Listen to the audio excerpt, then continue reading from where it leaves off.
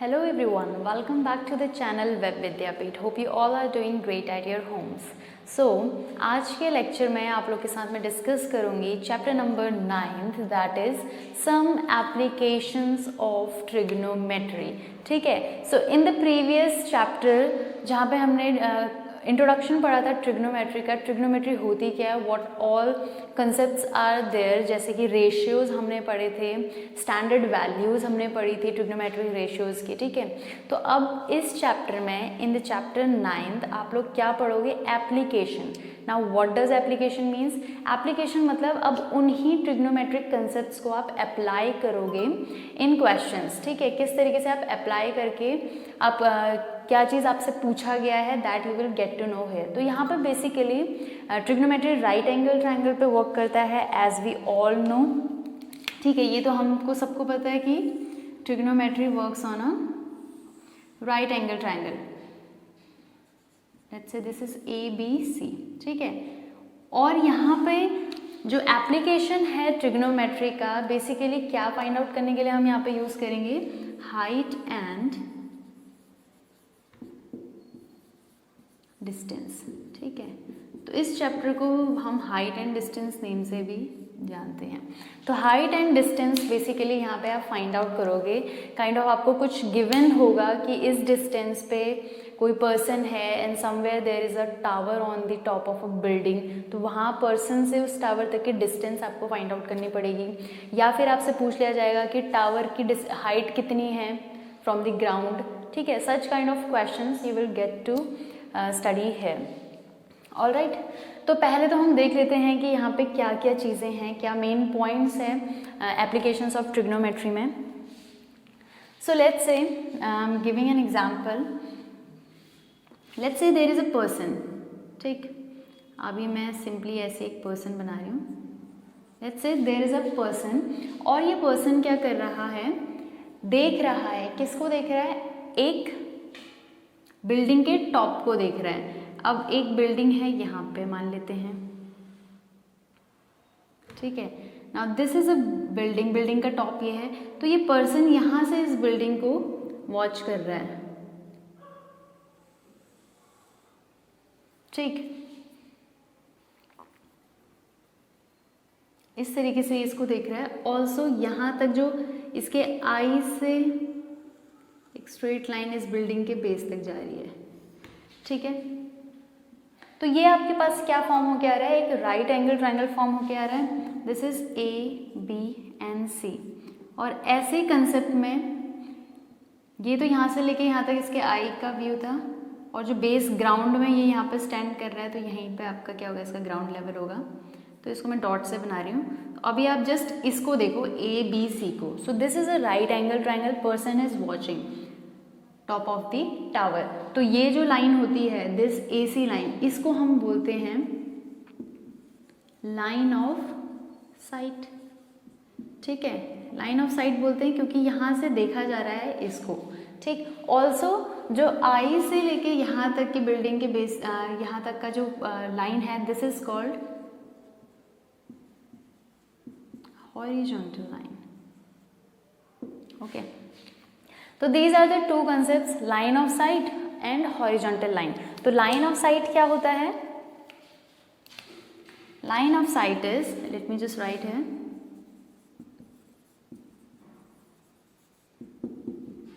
line of sight होता है line drawn from the eye of observer to the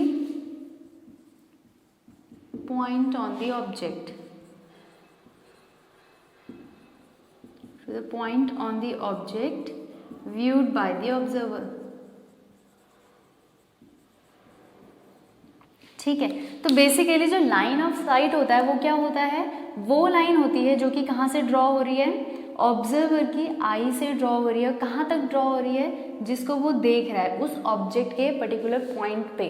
ठीक है, तो CA यहाँ पे क्या हो गया, लाइन ऑफ साइट. तो कहाँ से ड्रॉ हो रही है, that is important. It is drawn from the I of the observer, जो उसको देख रहा है वहाँ से वो लाइन ड्रॉ हो रही है, ठीक। This is line of site.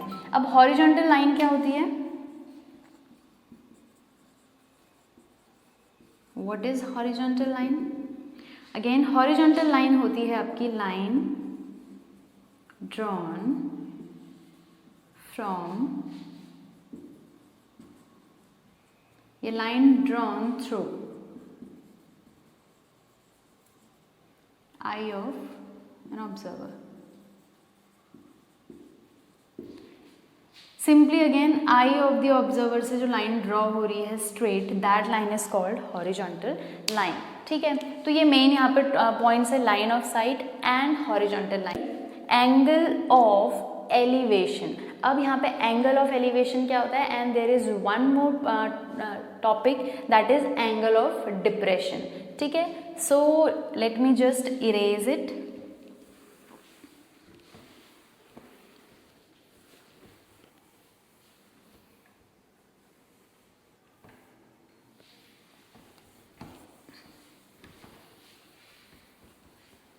Now see what is angle of elevation. अब आपको दिख रहा है यहाँ पे हॉरिजॉन्टल से एंड लाइन ऑफ साइट के बीच में जो एंगल ड्रॉ होता है that is what? Angle of elevation, ठीक है। So this angle is called angle of elevation. और एंगल ऑफ एलिवेशन की डेफिनेशन की अगर बात करें, so angle between the line of sight and the horizontal line. So as you can see जो angle of elevation है that is what? Line of sight और horizontal line के जो बीच पे लाइन बन रही है that is what? Angle of elevation. Alright, इतना होपफुली सभी को क्लियर हो गया होगा। नाउ जो अनदर मैं आपको यहाँ पे बोल रही हूँ that is angle of depression. अब एंगल ऑफ डिप्रेशन क्या होता है इसको आप ध्यान से देखना, इसमें बच्चे काफ़ी कंफ्यूज होते हैं। Late me just give you an example again. मान लेते हैं यहाँ पे एक बर्ड है, ठीक है, this is the I of bird, और ये बर्ड क्या कर रही है? दिस बर्ड इज वॉचिंग, एक नीचे रैट है, यहाँ पे रैट खड़ा है और इस रैट को क्या कर रही है? देख रही है, ठीक। तो यहाँ पे अब जो ऑब्जर्वर है वो कहाँ हो गया? ऊपर हो गया, और जो ऑब्जेक्ट है वो कहाँ हो गया? नीचे हो गया। मीन्स ऊपर से नीचे को देखा जा रहा है। तो ये ऑब्जर्वर किस हाइट पर खड़ा है पहले तो वो आपको पता होना चाहिए, बेस से, ठीक है। तो ऑब्जर्वर की हाइट यहाँ से यहाँ तक हो जाएगी, जहाँ पर वो खड़ा है या जिस पर भी वो खड़ा है। जैसे यहाँ पे बर्ड है तो बर्ड किस पर खड़ी है? बिल्डिंग पे। तो बेस से जो आपका सरफेस है, सरफेस से कितनी हाइट पर है दैट यहाँ से हम फाइंड आउट करेंगे। ऑल्सो इस सरफेस से इस ऑब्जेक्ट की डिस्टेंस कितनी है वो ऐसे पता चलेगी हमें। ऑल्सो ऑब्जर्वर से ऑब्जेक्ट की जो डिस्टेंस है वो यहाँ से पता चलेगी। So as you can see this is again a right angle triangle. अब मैंने आपको बताया था ऑब्जर्वर से जो ऑब्जेक्ट पे लाइन होती है that is what? Line of site, line of site होती है।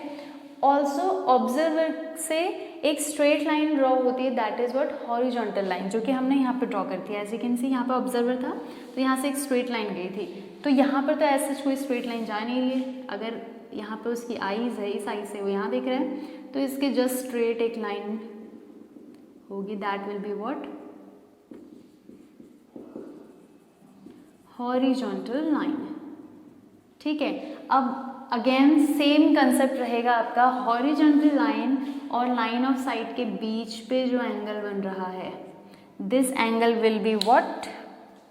Angle of depression,